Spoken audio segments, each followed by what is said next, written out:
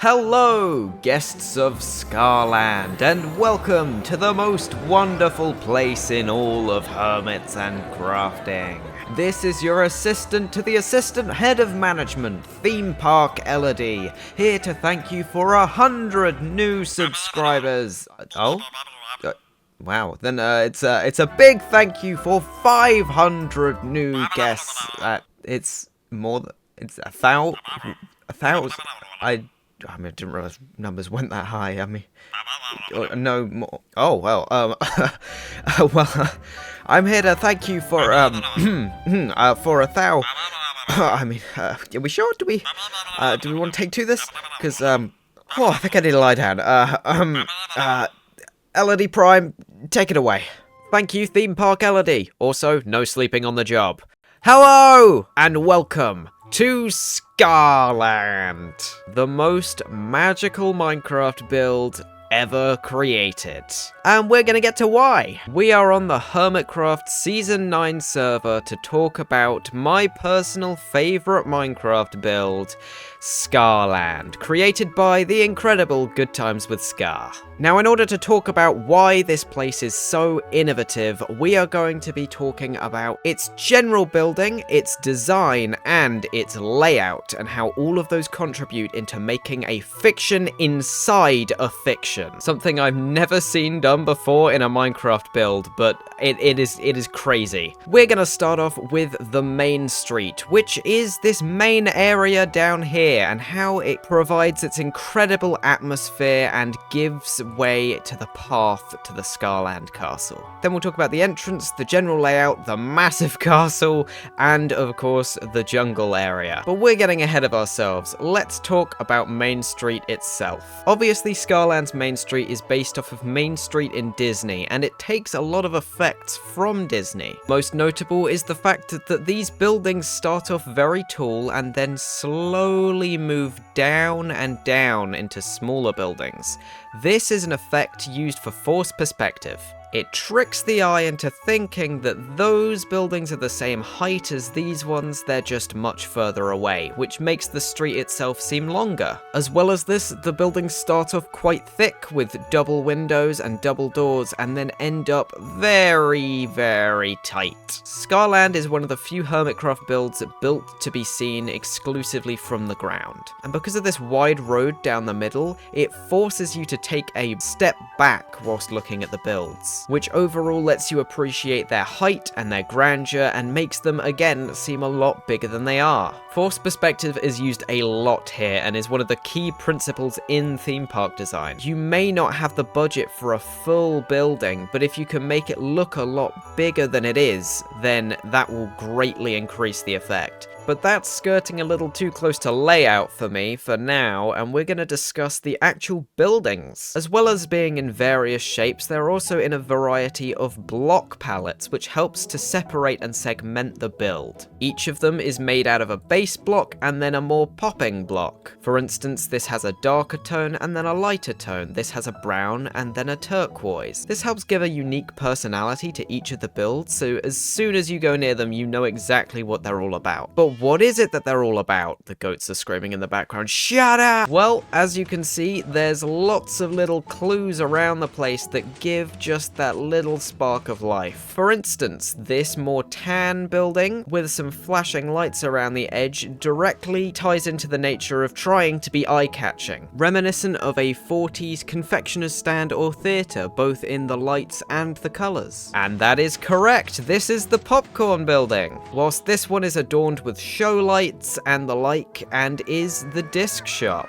for all your sound-based goodies. Note how the gift shop is directly next to the entrance and exit, which makes sense logically for a theme park. It helps to immerse you in the universe, not just because there's a gift shop, but it's because it's logically placed where you'd expect one to be. Everything shows its purpose well. The hotel, being designed to be one of the larger buildings, stretches round with some showrooms. And this idea of showrooms brings me on to the most important aspect of Scarland's innovation: the art of the facade. Dun dun dun. You see, Scarland is equipped with a variety of very cool services and attraction-based builds. And yet, this door to this very fancy-looking building doesn't lead anywhere. Just like a real theme park, a lot of stuff is for show, and that becomes very clear when we ruin the magic and we fly over top of Mainstreet. You see, this entire video I've been lying to you. You didn't know that this was all a ruse, a big stage, perhaps. Or maybe you did know because you've probably seen Scarland before. But that's the cool thing. Everything is designed with sightlines in mind. So when you're on the ground and when you're a guest at the park, you can't see any of the backstage. This is the fiction within the fiction. Scarland is teeming with life.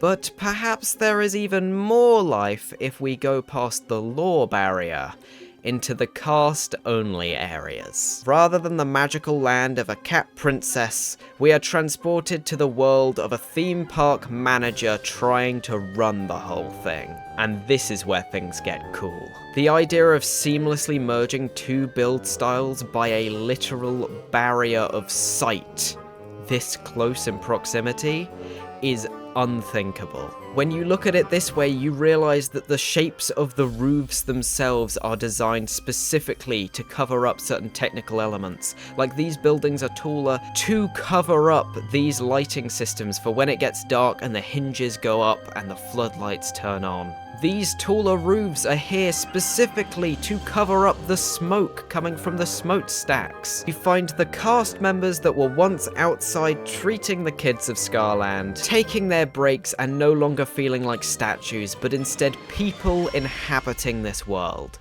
People inhabiting this world who are also inhabiting the role of making a different world come to life. And right on cue, we have an element that brings Mainstreet together.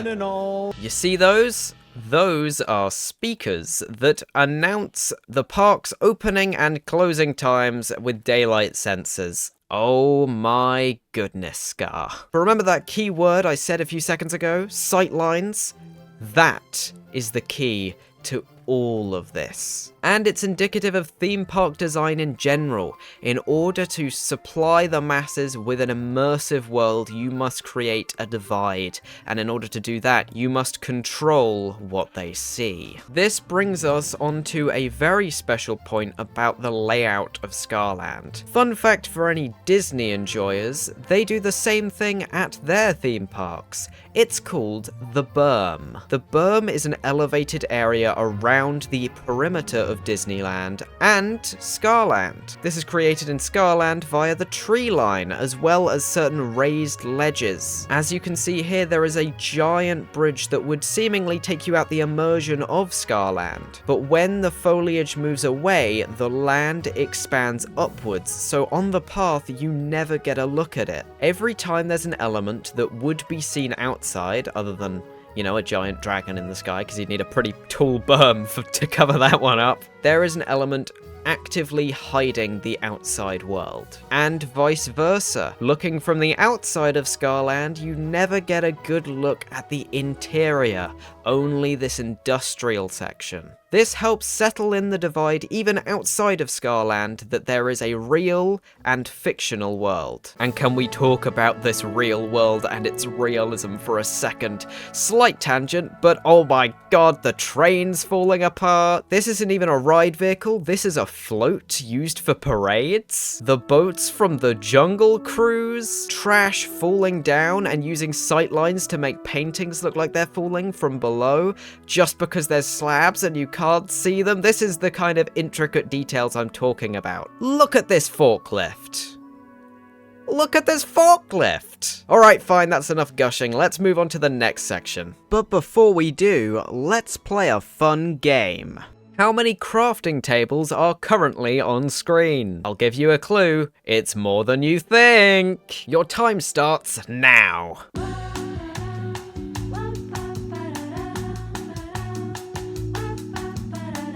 Alright, let's see the results. 1, 2, 3, 4, 5, 6. There's a 7th round there, but that doesn't count. That wasn't on the screen. I'll give you that one. An 8th over on this front side of the castle, and 9 here.